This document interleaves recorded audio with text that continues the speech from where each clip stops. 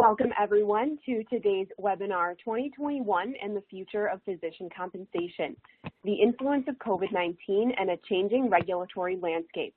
On behalf of Becker's Healthcare, thank you so much for joining us today. Before we begin, I'm going to walk through just a few quick housekeeping instructions. So we will begin today's webinar with a presentation, and we will have time at the end of the hour for a question and answer session. You can submit any questions that you have throughout the webinar by typing them into that Q&A box that you should see on your screen. Also, today's session is being recorded and it will be available after the event. You can use that same link that you used to log into today's webinar to access the recording. We will also have a series of poll questions during today's webinar. You can submit the answer that best applies to you directly on your screen. Thank you in advance there for your participation.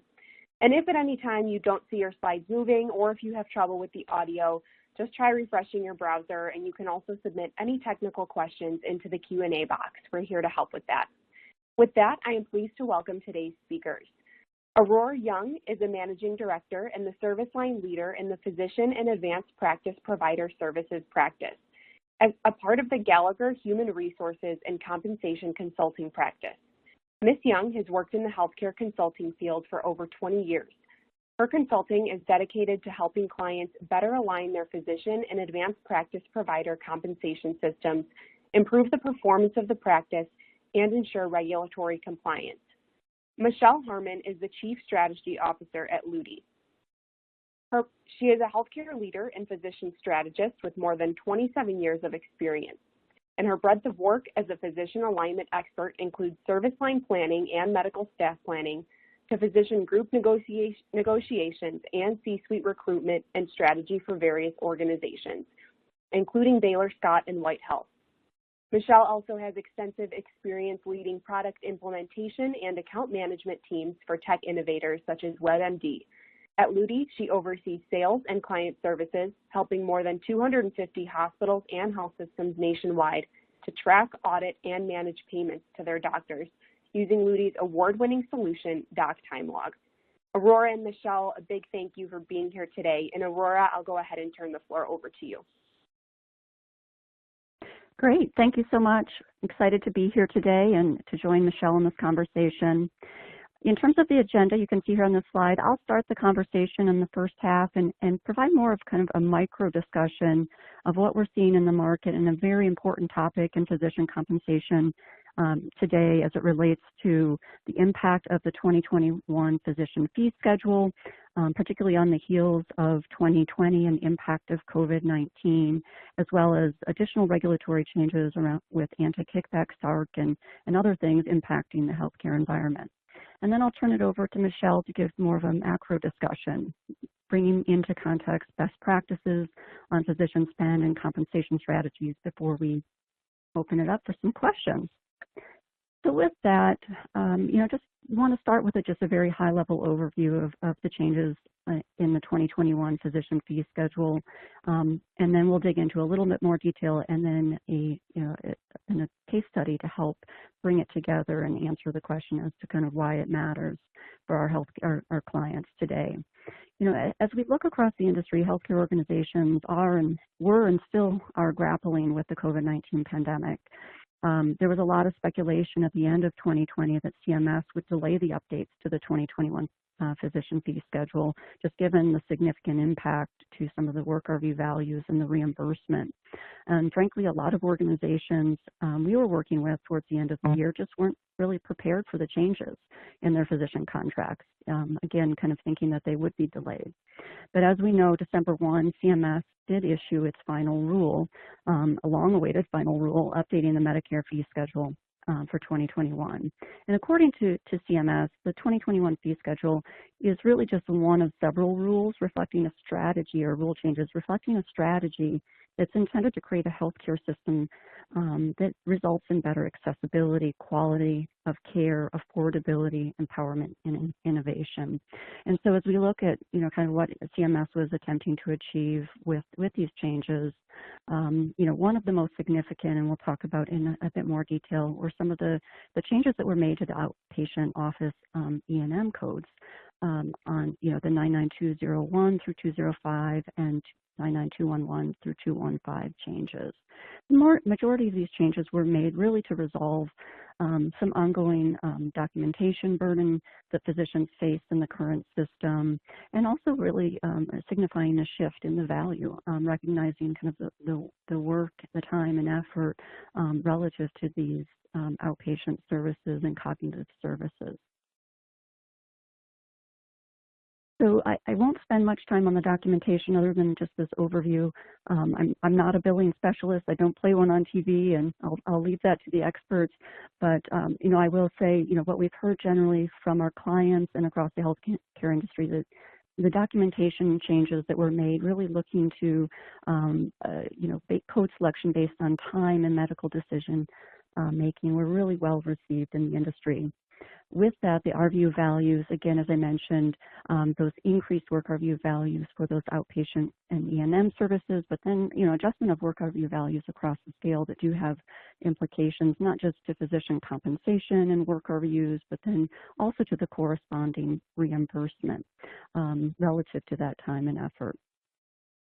The changes also included telehealth codes that were now made permanent. And I think, talking with clients, this is one of the areas that COVID-19 really, in some ways, had the benefit of fast forwarding what was kind of previously a slower movement to telehealth.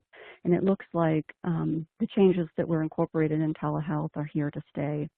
And then reimbursement, so in CMS fashion, as we talk about the increase in the work RVU values, particularly significant increase in some of those outpatient and E&M codes, CMS initially was looking for budget neutrality. And with that, they made a revision to the Medicare conversion factors to reduce those factors by a factor of about 10% to ensure that budget neutrality was in place and that the changes remained financially sustainable for Medicare. But with, the December 27th update, there was the Consolidated Appropriations Act that did provide some relief. There was a lot of concern and raised in the industry around the impact of the 2021 fee schedule as initially revised. And so what Congress did was pass a $1.4 trillion omnibus legislation package that did provide some relief, particularly that 3.75% increase in the Medicare fee schedule payments for calendar year 2021. And so as an example on this slide, moving that fee schedule or conversion factor, I should say, to $34.89 as compared to what it was originally proposed to move to as the $32.41, as well as some additional delays and changes that were incorporated. So as we dig into kind of the more technical side of the E&M work schedule, the slide on this page will show kind of what the major changes were that we're discussing. And again, as we get into the conversation of how it impacts physician compensation, really again in those 99201, new patient codes and then the established visit codes. And the most significant really being in those 99212 through 215 with over 40% increase, for example, in the 99212 code on the work RVU value. So as you can imagine, as we look across the industry and the specialties, the potential impact to physician work RVUs is significant.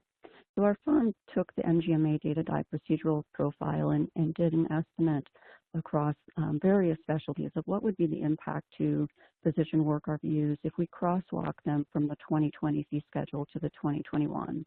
And as you can see on this slide, those specialties, not surprising that are high utilizers of those outpatient and E&M services are going to see very significant impact and change to their work RVU values under the 2021 schedule, where, when we compare it to some of the surgical and procedural specialties, they don't see as much of an impact. General surgery expected to go up around 3% in work RVUs under the new schedule, where family medicine, urgent care, internal medicine are seeing double-digit increases and again, fairly significant increases.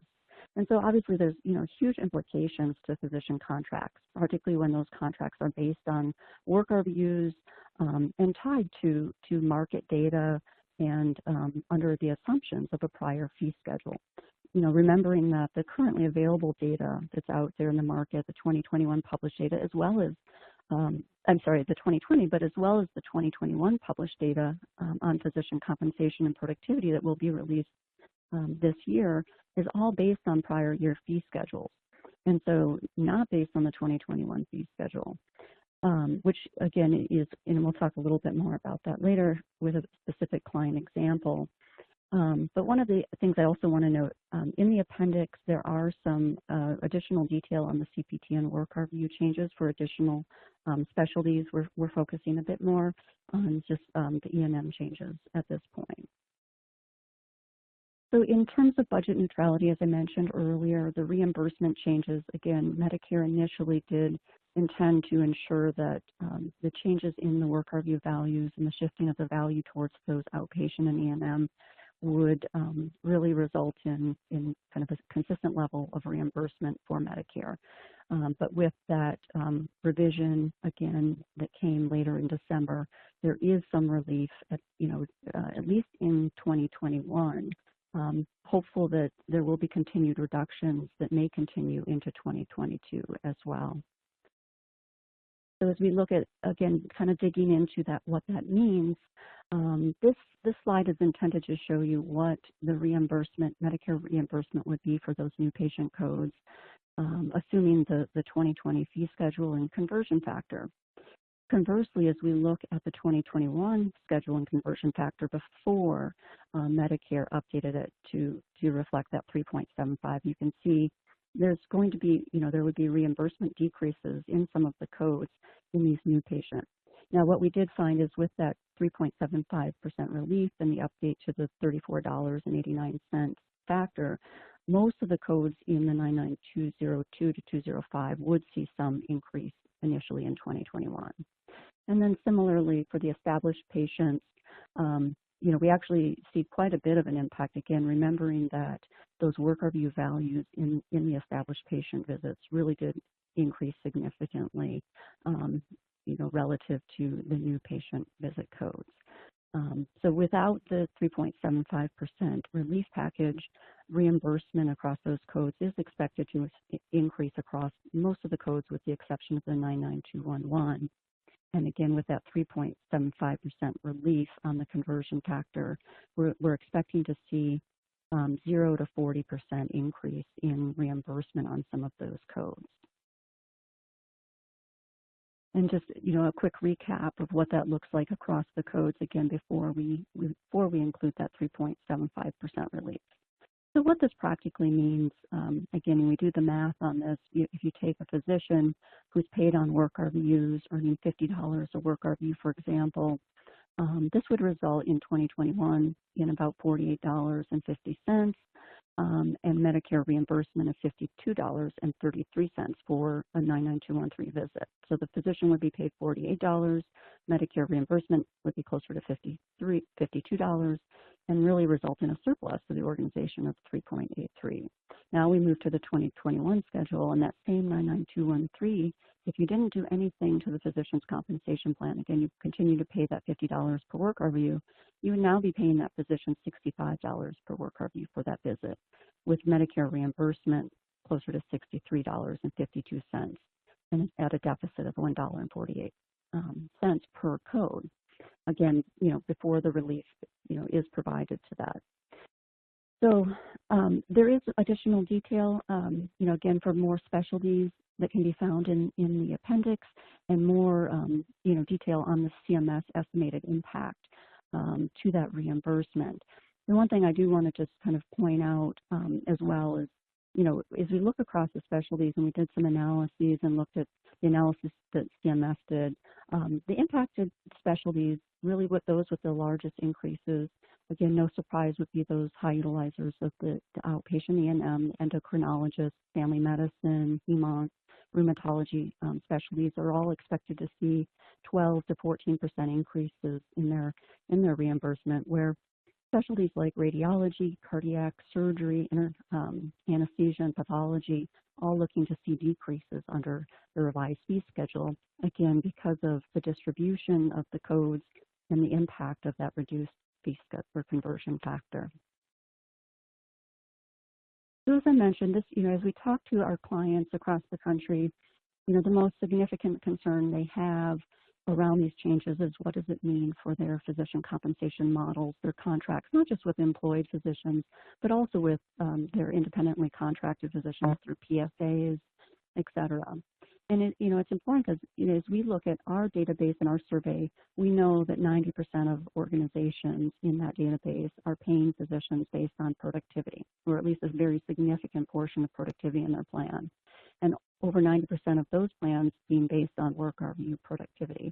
And just provide you a quick snapshot of our survey on this slide, showing you also then what that looks like. Most of those organizations providing production based on a single tiered system up to multiple tiers of production being realized in those plans. And so, as you think about tying, to the published market data, organizations are setting their comp plans and their contracts, or they're setting it based on specific work RVU thresholds that look to a percentile position in the market data sets. They might be looking at payout rates that are set to a specific percentile, and or setting their compliance framework and their caps relative to published market benchmarks. Again, looking maybe at that compensation per work RVU rate that's at a specific percentile. So again, as you think about the potential impact, if organizations start to allow that 2021 fee schedule to play out in the physician work reviews, it really makes it challenging for organizations to not only predict the compensation, but also think about financial sustainability, but then think about how they interpret the market data in their models on a going forward basis.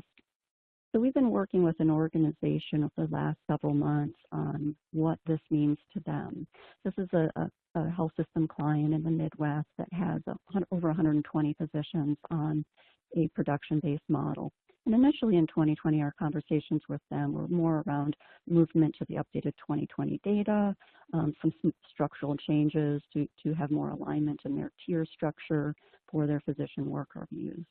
And then as we came, to December 1 and started to think about what the 2021 fee schedule would look like, we wanted to project their work reviews and the change in the work reviews, and then, enter into the dialogue around what they should do. Their plan year was July 1, so they had some time to do some analysis and have some conversations around what was the right strategy for them.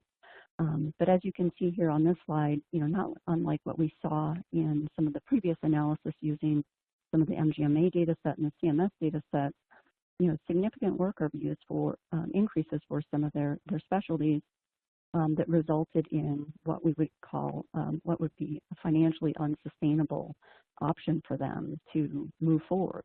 Because they really did have two options to consider. One would be to stay on that 2020 fee schedule for at least another year, taking them into July of 2022 and allowing them time to really evaluate the impact on their physician work reviews, run the schedules side by side, and really make sure that they understand the impact to their reimbursement.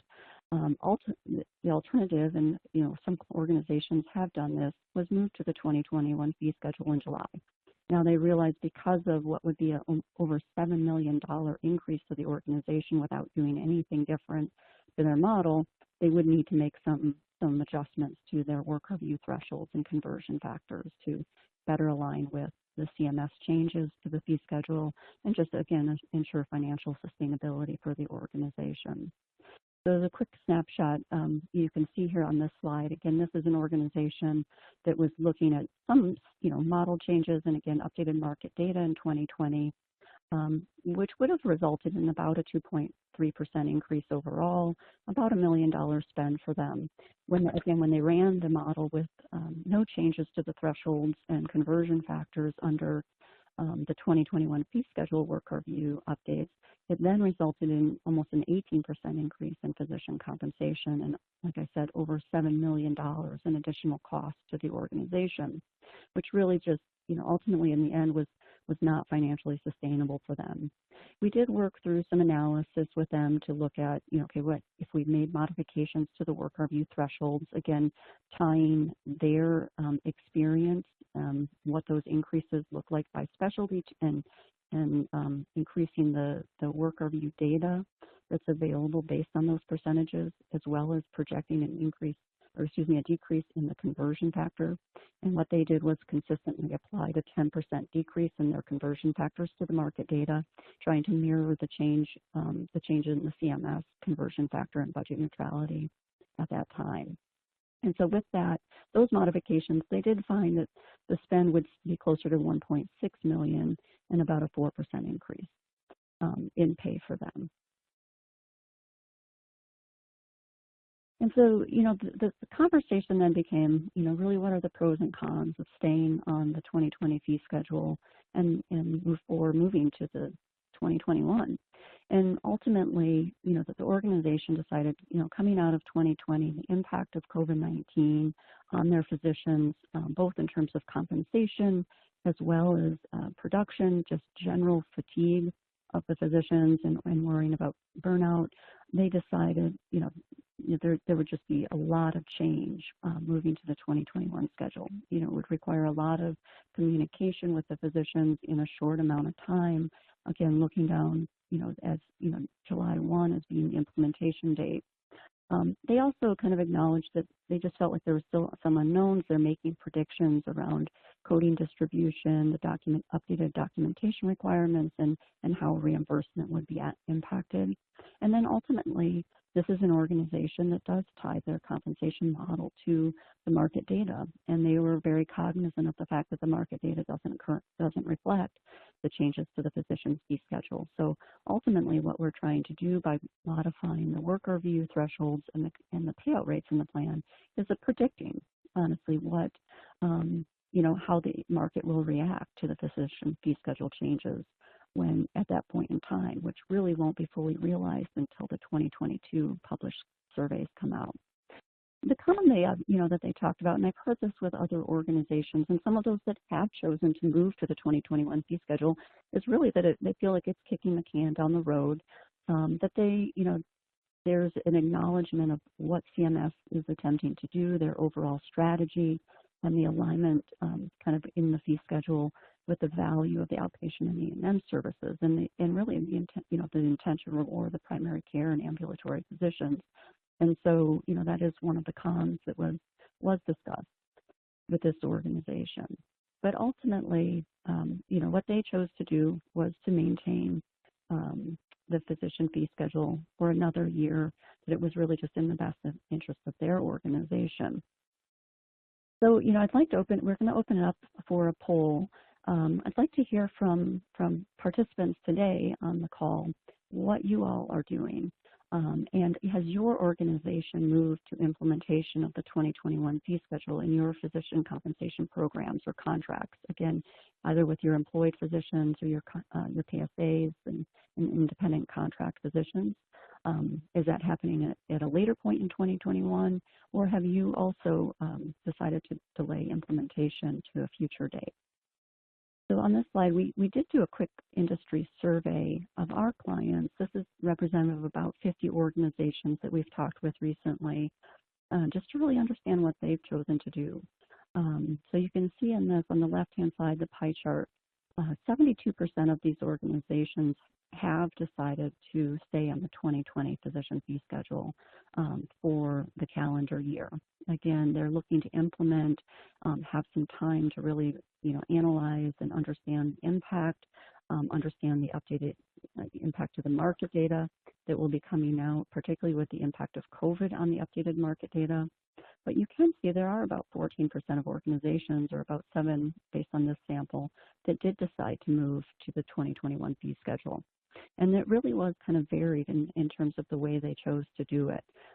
We've kind of seen everything from some organizations just moving with no restrictions, so they're making no changes to their compensation plan. They're allowing, kind of the increased value in the work reviews to play out in the compensation model for the physicians, and particularly the specialties, again, that would be most impacted from an increased standpoint, which would be your primary care and ambulatory physicians. We've seen some do what this organization did, which was to look at reduced or modified rates and work review thresholds in their plan. And then we've had other organizations, implement it, but then provide some caps, looking at what we call collars on the increase and decrease during an intermittent period, just to, again, ensure some financial sustainability as they implement. And so with that, I just want to share the results of the survey. So it looks like kind of similar to what we've seen. We have about 18% of the folks on the phone indicating that they did move to the 2021 fee schedule January 1. Actually, it's pretty significant are implementing later in the year. So I would actually say probably more prevalence within this conversation of organizations that are implementing at least at some point in 2021. And then it looks like about 50% of the organizations are waiting until 2022 to implement the physician fee schedule changes. So with that, I'd just like to kind of quickly just end it, in terms of what we're recommending to organizations. This is kind of one of the key questions we're asked, as you think about what your organization will do. We always have kind of 5 key points. Number one, just do your analysis, understand the impact to your physicians and your reimbursement, be clear on the assumptions that you're making and the impact of those assumptions. Communication, that's the thing, no matter what path you have taken, communication to the physicians is one of the most important pieces of this conversation, communicating not just regularly, but, in often, regardless of whether you're delaying that impact or that implementation until 2022, because there's a lot of conversation occurring in the market and a lot of misperception as well. And then last, evaluating your philosophy and your decisions relative to that philosophy to ensure you're not compromising the integrity of the underlying physician strategy and philosophy. And lastly, just flexibility. I think a lot of organizations are cognizant of the fact that you may have to change course. Again, you may have to have some different plans in place for different groups and of individuals, particularly knowing that we know that 3.75% relief right now is really just effective for 2021. And there will, there's the potential for further changes and organizations to reevaluate and change course. So with that, I do want to turn it over to Michelle and let her take you again through that kind of more macro discussion of best practices on your physician compensation spend. Thanks, Aurora. I really appreciate your definite dial into these changes that are going to result in a lot of changes for how work RVU compensation team is going to have to behave, working with those physicians. And what we're going to talk about today is on a macro level is what are you going to do about it? Whether you're a compensation team or whether you're sitting in the C-suite, how are you going to handle this? So this is not a picture of my daughter, but she is the allegory to physician spend today. So while that's not a picture of my daughter, that is my credit card and that is my cell phone. How does this mirror physician spend in hospitals? I know what the University of Wisconsin charges me in tuition. It's a big number. I know what insurance costs. I know what her car costs. Those are big numbers. However, this activity right here with my credit card and her phone, I get what we call death by 1,000 paper cuts. So their charges for Apple storage, their charges for a movie she bought through Prime, anything she bought off Amazon. And these charges that come through on my credit card are not huge like tuition. They're under a certain threshold. They're $5 here. It might be $25 here. With physician spend, what we know is that is done in silos. We probably have our eye on compensation, like Aurora just detailed. But then what happens for health systems is you get nicked to death with what's my locum charge for a year. That's really been a big issue in the pandemic. I'm trying to find all the points of service that we've got to cover now with both nurses and physicians. These are all charges that have started to accumulate and escalate. We already knew where they were, and the pandemic has pushed that forward. So today what we're going to talk about is the top of the funnel, which is the totality of physician spend, and then get into what you can do to manage it at an invoice level. So what we first want to do is some Ludi napkin math. Ludi's been in business since 2012. This is all we focus on is how hospitals touch physicians economically. And it happens in a myriad of ways. So you can get your paper and pen out, and you've got two buckets that bring into the industry. One is investor-owned and one is non-for-profit. Investor-owned and non-for-profit hospitals do behave differently with their physician alignment. And so let's walk through this math. The first variable that everyone's going to want to get a hold of is payroll. You can do that in two ways. You can pull it from accounts payable, or you can use one of the factors that Ludi uses all the time, which is take $300,000. It's a nice round number to cover all your specialties, and take it times the number of physicians employed, and then you're going to get your payroll number. When you move to the next other, this is where we see some significance in spend, the difference in how investor-owned behave versus not-for-profit. With investor-owned, they tend not to employ as many physicians as non-for-profit, and they tend to also have more interesting arrangements like a co-management. So Ludi, due to our experience, we set that factor as a 1.2, and you multiply that times your payroll. For non-for-profit, what we see in the industry is they employ more physicians than investor-owned, but their physician alignment contracts are less complex, and we're going to use a 0.8 against that factor. You multiply that together, and then you're going to add your payroll to all other. This is where we tend to get the eye roll from our clients, because they say to us, this is a fact that we know, a 200-bed hospital is employing 400 physicians, is spending $20 million in totality, and our clients are like, you're kidding me, that can't be the case. That's not what it is. We're going to show you why this totality number is mixed. It's not because your teams don't know what they're doing. We've got really smart people working in the healthcare industry. It's because they can't see into it, and it's due to the silo factor that we continue to operate in healthcare. So this is a nice pie chart of the different ways you can touch your physicians. So you've got your stipends, you've got call coverage, medical directorship, locum is rolled up in there, leadership, co-management deals.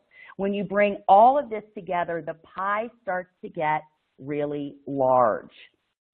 We have been watching this. This is a source pulled from National Health Expenditures, and they're estimating a 5 to 10, what we do today, is 5 to 10% of the average of a hospital's net patient revenue is what is physician spend, and it's projected to grow at 5.4%. I would predict that because of the pandemic and the pressures it's pushed in terms of physicians looking for some relief around what the pandemic has laid upon their services, they're moving towards employment models, and they're moving towards other alignment strategies for hospitals and physicians to work together. This number is going to actually start to grow and it's probably going to be larger than 5.4%, just because of what the pandemic has brought in. So why is this number so hard to get to? And I like this slide. It looks a little bit like Cirque du Soleil, but it's meant to show this audience the gymnastics that you currently go under simply to measure, track, and pay your physician comp, whether that's through work RVUs that Aurora's discussed, or whether it's worth all other forms of payment, okay? So why I like this is it depicts the different shareholders that come in to touch physician spend, and I'm going to pick on the C-suite. So if you look at 12 o'clock noon there, you've got lack of physician contract, institutional knowledge, and access. What we know for sure in healthcare is that you got a lot of turnover at the top. So if you have a CEO or a CMO that baked a physician alignment strategy, they may leave. They may not have imparted why this deal was done, and then it's socked away in a contract management system. If you go counterclockwise and you look at the 11 o'clock on this wheel where you've got the handshake, physicians, as Aurora talked about, did not need this pandemic to be further stressed, further burned out. Same goes for our hospital staff. Administration was also worn out, and now we're further rubbed raw, if you will, with all the change that's happened in 2020. What we want to do is move away from tension, move away from multiple handoffs, and get to where we're much more agile. One thing that's come out of the pandemic across all industries, healthcare or not, is that agility and the ability to move is going to be absolutely paramount. That need for quick movement was always in place. It's on steroids now after we've seen what the pandemic has done. This chart right here actually shows you why physician spend is touched by so many different personas, and then there's so many handoffs to that. This is some findings that we have that tends to give my legal friends a little GERD in terms of what can actually happen in contracts that sit between the physician and the hospital. And I would encourage my friends here on this call not to run away from this. It's actually an opportunity. What we know is when you mitigate risk, whether that's in compliance or actually financial as well, because what people tend to fixate on, and it's not wrong, is that physician contracts carry a large amount of legal and compliance risks. That's true. What we also know is it carries a huge amount of financial risk. Remember that $20 million number I just dumped on a 200-bed hospital. There's huge financial risk as well. When you start to go in and drill down on the opportunities that you can realize, it really helps. So what we see here are things that can make an administrative team crazy. So we look at contract structure, and it's unclear on how the physician actually gets paid. What's the hourly rate? Those things are unclear. If you go back to that wheel that I showed you, that being unclear affects everyone on that wheel in terms of a physician may be over or underpaid. They're not going to be happy either way. And then all the consternation and handoffs that happen through the administrative team to adjudicate a contract that's unclear is not something that we can afford to do. We're going to take a poll right now and ask our audience to let us know how many steps it takes to approve a physician time log at your hospital or facility. Less than 5 steps, 5 to 12 steps, or more than a dozen, and then not sure. At Lutie, what we know for sure with, we have been working with about 300 hospitals now to date, and we study all of the handoffs. And they typically mirror anywhere from 18 to 34 steps. It looks like our poll says that's landing between 5 and 12 steps. When you have as many steps as that, there is more opportunity for error just because there's so many hands touching it. We've worked with HMFMA in the last year or two to get with our audiences to ask them if they understand the influence of physician spend. We've got almost 100% of healthcare organizations saying we understand that the total amount of physician spend has got to have some level of influence. However, where it starts to fall off steeply is that there isn't actually a strategy in place to handle it. And so what we want to talk about today is some automation and then get down into the invoice level of analytics so you can start to make some more agile decisions. So what's the value of automating? What you want to do is answer some questions about what's happening with your physician partnerships. We work with many clients who, have been terrified because their CEO comes to legal or comes to their CMO and says, can you tell me how many physicians we're actually aligned with? And then they have to go deep sea diving in a contract management system. Not that there's anything wrong with a contract management system, but it's got to be able to tell you in a very quick fashion who you're aligned with, what's the strategic imperative, and how much that's costing the facility, and is it the right group or the wrong group. The other thing that we see is the stress, the wear and tear on anyone that sits between a physician and the payment to that physician. So whether you're adjudicating a work RVU model, or you're adjudicating on call, or you're adjudicating medical directorship and you've sat in that chair and you're having to tell them that there's been an overpayment, no one wants to go back and revisit that scenario. You want to have the actual reporting and the payment hooked together so you're not in that position. And then back to that overall physician spend, $20 million for a 200-bed hospital, you really need to understand, is that being optimized? So we're all very familiar that we need to follow Stark in anti-kickback. At the same time, with a $20 million budget item, we really need to understand who we're aligned with and is it supporting the new imperatives coming out of, for instance, 2020 with the pandemic. So what we're going to talk about today is how you want to look at the data and what you want to look at it for. This is an invoice level look that we actually provide to Ludi clients. And what it shows on your left-hand side is a year-to-date rolling for 12 months of 2020 payments. You're also looking at active contracts, and for those contracts that require logging, it's showing you how many hours have been logged. It also shows you the contracts that require logging, how many are being logged against, and more importantly, who's not logging, and we'll talk about why that's important. You also see year-to-date payments by contract type. This is interesting in terms of totality, which is we're spending all this money on call. Is this the right amount? Is it too high? Is it too low?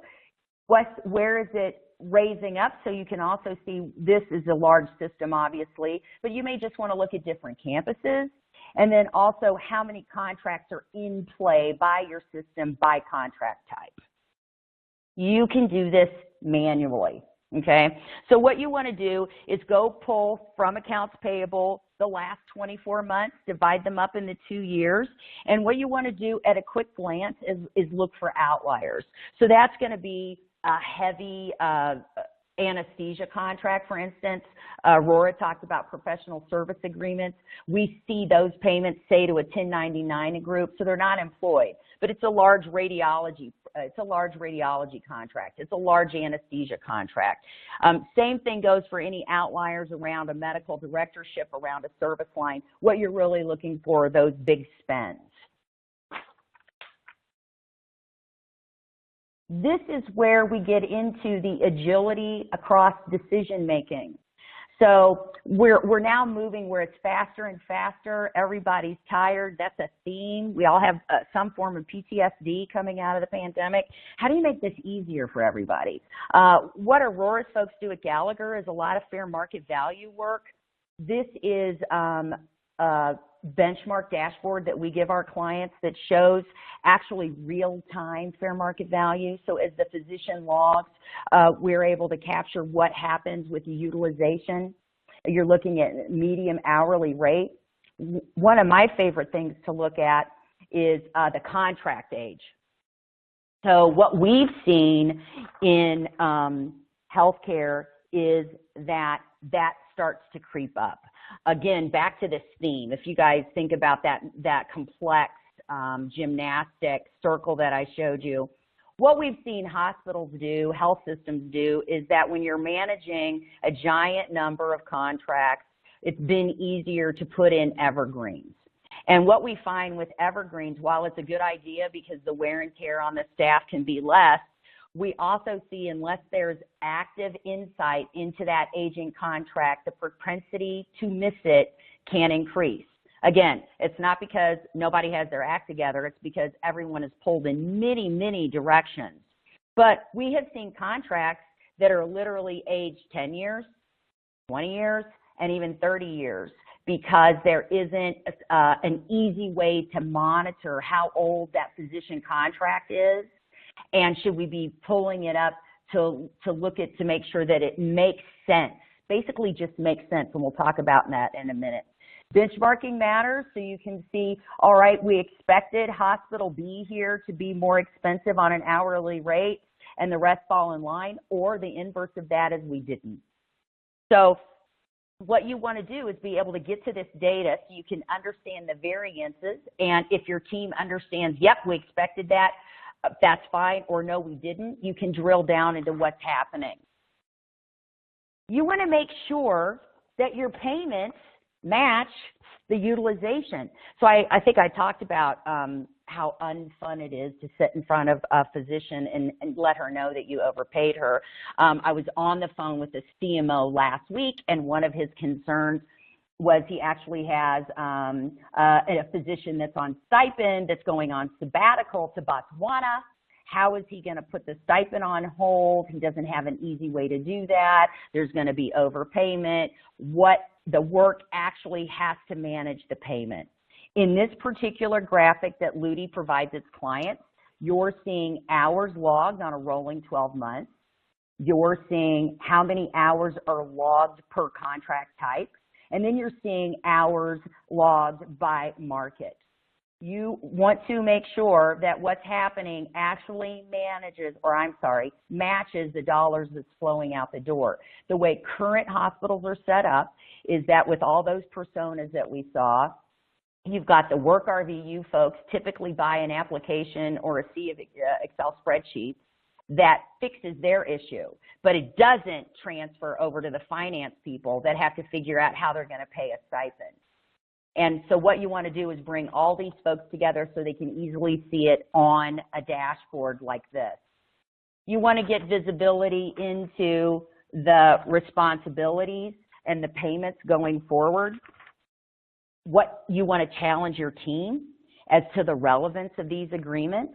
So one of the things that we do is when we're working with our clients and we're going through their physician contracts is we challenge the team to ask, what's the relevance of these agreements? Do they make sense? Are they still in place? What's not being used? So one of the downsides to COVID is really tight pressure on hospital finances. And there is a bundle of money, as we've discussed, going out the door around, I'm going to pick on medical directorships.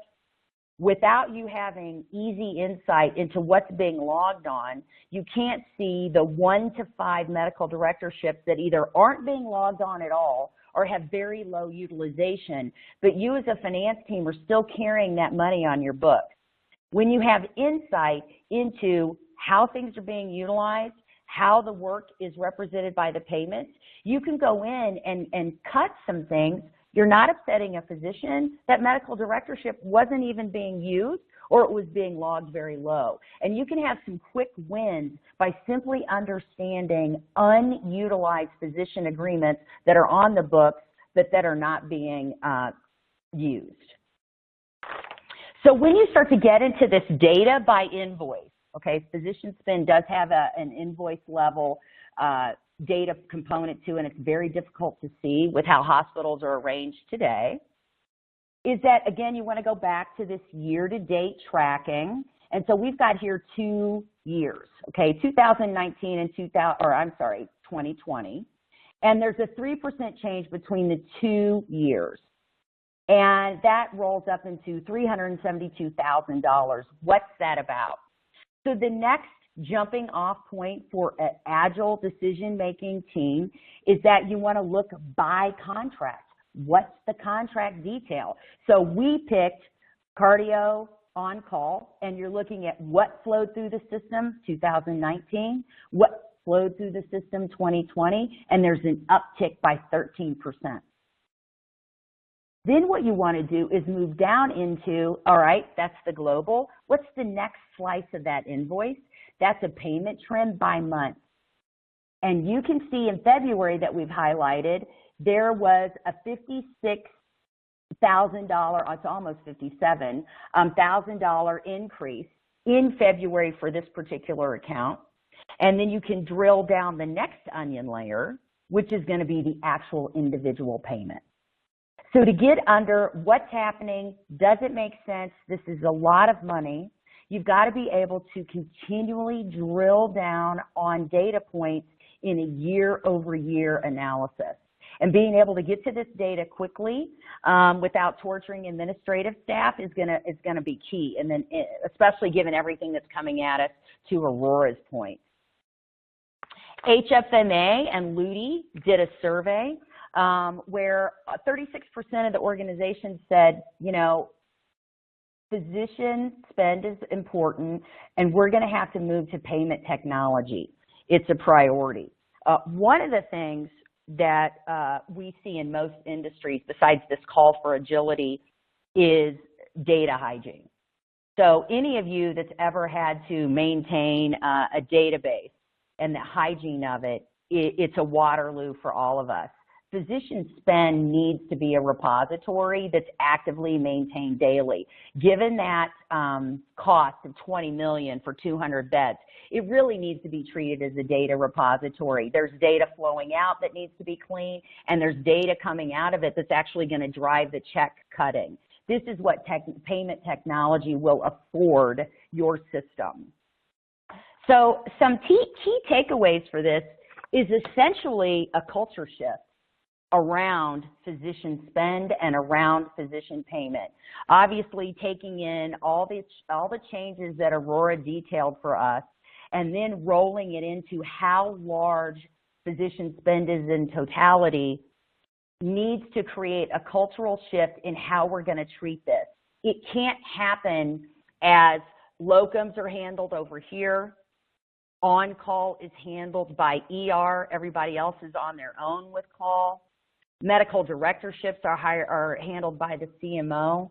These things all have to be handled at the same place with an infrastructure, with new focus, and probably with a departmental focus as well. So this is a new call to the industry to set up a physician spend department. And what we see is that normally health systems have aspects of this, but they're sort of littered all over the system based on the physician alignment strategy. And what we're seeing now is a movement into a data repository, as I discussed, and then data analytics that you can get to for transparency. So with that, I'm going to kick it back to Erica, our moderator at Becker's. Thank you, Aurora and Michelle, for such a great presentation today. So now we will begin today's question and answer session. So you can go ahead and submit any questions that you have by typing them into that Q&A chat box on your webinar console. So let's go ahead and get started with the first question. I know some of them have been coming in throughout here. So first, when it comes to physician compensation, what are your clients most concerned about right now? Sure, so I can take that first, and then I'll turn it over to Michelle. So in terms of our clients, when I think kind of just globally, we are hearing a lot about financial affordability and sustainability, generally just infrastructure and resource for the administration of their compensation plans being taxed, and general fatigue, honestly, coming out of 2020, COVID-19. Again, just trying to deal with all the regulatory changes, anti-kickback, Stark, the physician fee schedule, and just really trying to balance it all. As I think about kind of more specifically, one of the questions that I'm hearing most often from clients, particularly as they move into 2021, they're participating in the surveys, they're thinking about getting the published benchmark data that they rely on for their compensation plan administration, their regulatory compliance. They're really asking us, what do we think the impact of 2020 and COVID-19 will be on the published surveys? And unfortunately, we don't have an answer to that right now. We say it's a little too soon to tell. It sounds like all of the survey companies have modified their questions and their questionnaires a bit to try to glean some information about how 2020 and COVID-19, particularly potential decreases in work reviews, income protection on compensation, et cetera, like how those things are playing out in the survey. But what I do know, or what I do think will be true, is that we'll have to be prepared to take the 2021 published surveys with a bit of a grain of salt. They are going to be a point in time. They are going to reflect a very extenuating and unforeseen kind of period in physician arrangements in healthcare. And so we have to just be very careful about how we use and apply them, and we interpret them as it relates to our physician compensation programs, and again, in our regulatory compliance, particularly as it relates, caps, and thinking about fair market value and commercial reasonableness. So, organizations should be looking at their physician contract language. Again, going back to that earlier comment and recommendation about flexibility, ensuring that your language is not too prescriptive. It allows you to make sure that you have the room to interpret, the data, and potentially may need to look to, prior years' data to really make sure we understand what's a true kind of market trend as opposed to, again, a year and a point in time that was just really influenced by the pandemic in 2020. Thank you. And so And next, then, can you, oh, I'm sorry, go ahead. From the LUTI perspective, Erica, we have always seen compliance and legal paying attention to, auditing our physician contracts. Do they hold up with fair market value, or are we following our own rules? The shift that we've now seen is that our requests are now coming in from CFOs. So they are beginning to understand that this number is large, that they have to see it in totality. One of the issues that we hear often is a CFO cannot understand his ROI, for instance, on a level 1 trauma center, because there's no easy way for him to pull in all of the physician alignment contracts that he's got in place. So that would be with anesthesia, that would be with ortho call. And one of the reasons why they're working with LUTI is so they can at a glance start to see what a strategic initiative like a level trauma 1 service build looks like, and to build in the physician spend number. So we're seeing a movement into sensitivity around this large number, and then understanding that they've got to be able to manage it. They're also concerned about physician weariness, to Aurora's point, and then also their staff's weariness, just because everyone's realizing that we've got to move to some easier ways to do actually our work. Thank you both for that perspective there. And next, can both of you touch a bit on the specific services your companies provide? Sure. So this is Aurora. I can start again. So as a part of Gallagher, our physician and advanced practice provider practice, we are compensation experts dealing in both compensation plan design and fair market value and commercial reasonableness assessment. So we work with healthcare organizations all over the country, all types of healthcare organizations on their physician as well as advanced practice provider compensation strategies, ensuring that regulatory compliance, but also helping to think about how those compensation plans align with their strategy and their goals and their philosophies and principles for physician compensation. As part of our services, we do have our client-based consulting services, but we also publish market data. We're very interested in market trends and providing robust market data that is aligned with current trends in the market. So we have our physician and compensation and production surveys, call pay surveys, medical directorship surveys, as well as maintain our own client-based database on employed physician compensation models and independent compensation contracts, including those PSAs, medical directorships, and call arrangements, all of which we use to supplement and provide our consulting services to healthcare organizations.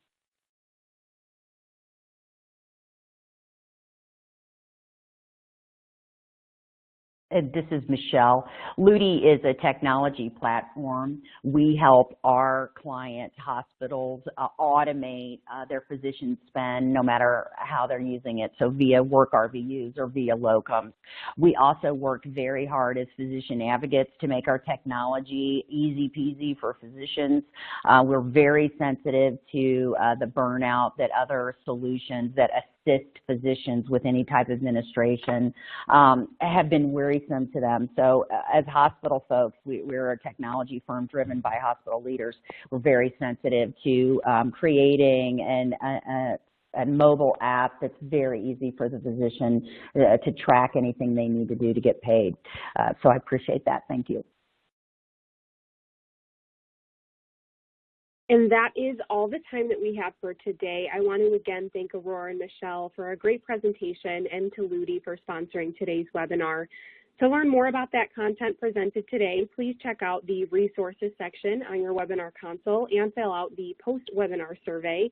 Thank you again for joining us today, and we hope you have a wonderful afternoon.